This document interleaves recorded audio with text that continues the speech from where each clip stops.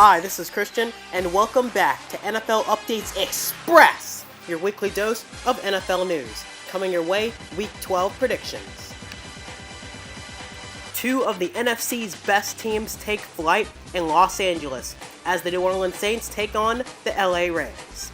Now for the Rams, their win streak came to an end as they lost to the Minnesota Vikings by 17, and there was a couple of big plays like Adam Thielen in that game. But the Rams defense, well, they've been great all season, and I expect nothing more than another great performance against the New Orleans Saints. But this will certainly be a tough game. Mark Ingram, Alvin Kamara, and Drew Brees have been the three-headed monster that Saints fans have been dreaming for years. And who knows, Drew Brees could be an MVP candidate and maybe even winning the MVP award if his production keeps up. The Saints defense has certainly improved, even though they had kind of a bad game against the Washington Redskins.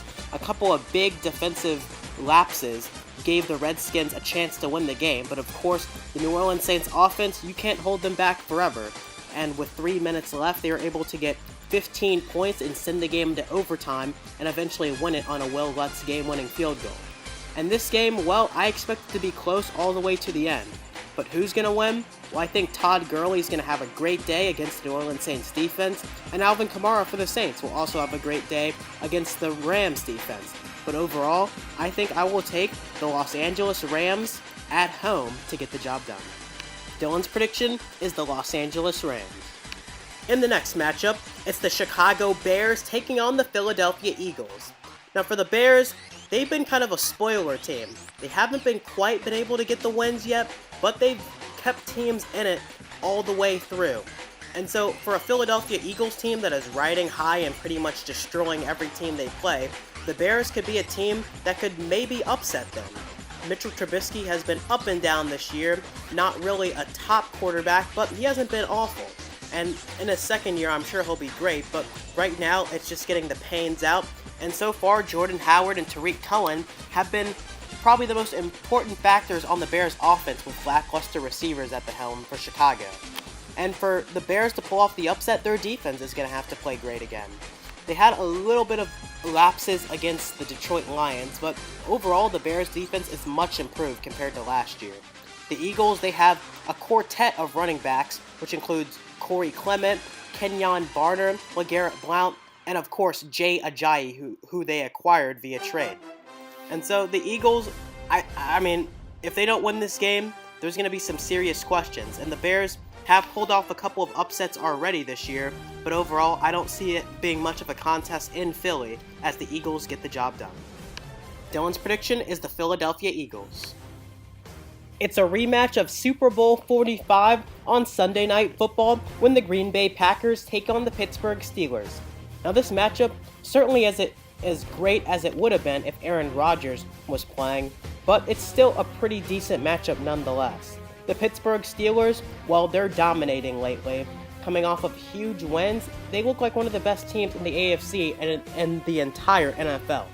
And the Steelers, well, this could be a little bit of a trap game for a desperate Green Bay team hungry for a win, especially after being shut out by the Baltimore Ravens in an embarrassing loss at home. The Packers have Jordy Nelson, and they really need to get him going. He has not done pretty much anything with Brett Hundley under center at quarterback, and so he'll need a great game if they want to pull off the big upset at Heinz. The Steelers, they're dominating. Antonio Brown, he's been getting over 100 yards pretty much every game. Ben Roethlisberger, after a shaky start to the year, he's been pretty impeccable right now. Overall in this game, I don't see it being much of a contest as the Pittsburgh Steelers will take down the Green Bay Packers at Heinz in primetime. Dylan's prediction is the Pittsburgh Steelers. It's two AFC West teams on the brink as the Denver Broncos take on the Oakland Raiders. The Oakland Raiders, well, they're arguably one of the most disappointing teams this year outside of maybe the New York Giants, as I expected at least an AFC championship for the Raiders and a possible Super Bowl berth. But they've taken a step back on the offensive side of the ball and the defensive side of the ball. And, well, they fired their defensive coordinator. And so that pretty much shows me the Raiders know what's going on. Their defense has not been performing up to standards, and they really need to get it going before it's too late. And speaking of things that might be too late, the Broncos and their quarterback situation, as Paxton Lynch will be starting this week They just don't know what's going on. Is Brock Osweiler the guy? No. Is Trevor Siemian the guy? No. Is Paxton Lynch the guy? Who knows? The Broncos are just a mess right now on the offensive side of the ball, and outside of Emmanuel Sanders and C.J. Anderson, they pretty much have nothing going for them on that side of the ball.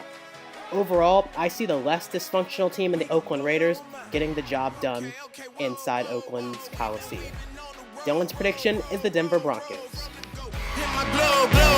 You know we've been down for too long to give up. Can't go, I need all pesos, want it all. Case closed, I go balls to the wall, can't hold to the ball game over. These boys can't hold me, you boys can't hold us. I told you, better not be the one to doubt us. Cause we've been putting in the hours. We only taking what was ours. So you better not be the one to doubt us. Cause we gon' blow your mind.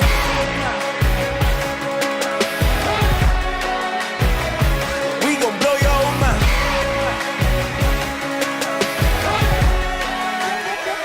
We gon' blow your mind. When I was back home washing them dishes, I was just wishing I could just vision. I was gon' get it, I was on missions, I was just living. Walked in that building, we was just building, taking our time. We was just yielding, we was just chillin' away from these haters. Know they be watching like a theater.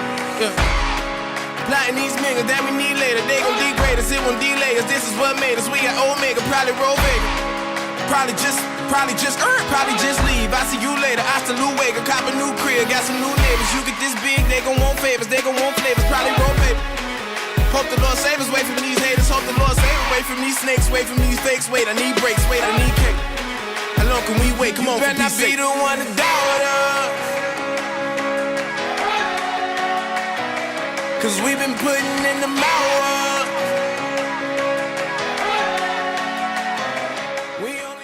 For the player of the week, it's Los Angeles Chargers wide receiver Keenan Allen. Now, after back-to-back season-ending injuries, Keenan Allen has bounced back in a big way.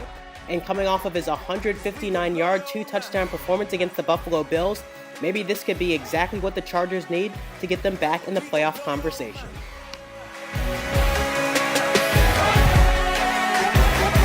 We gon' blow your mind.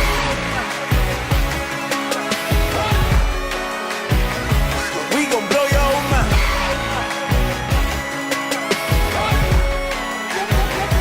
We gon' blow your mind.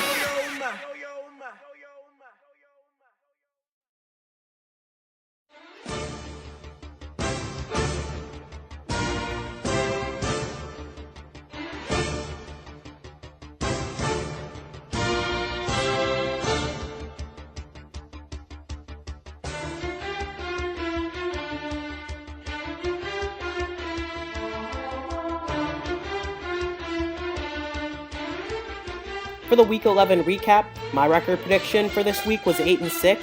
My record prediction for the entire year is 99-61, and my prediction record correct percentage is 61.9%.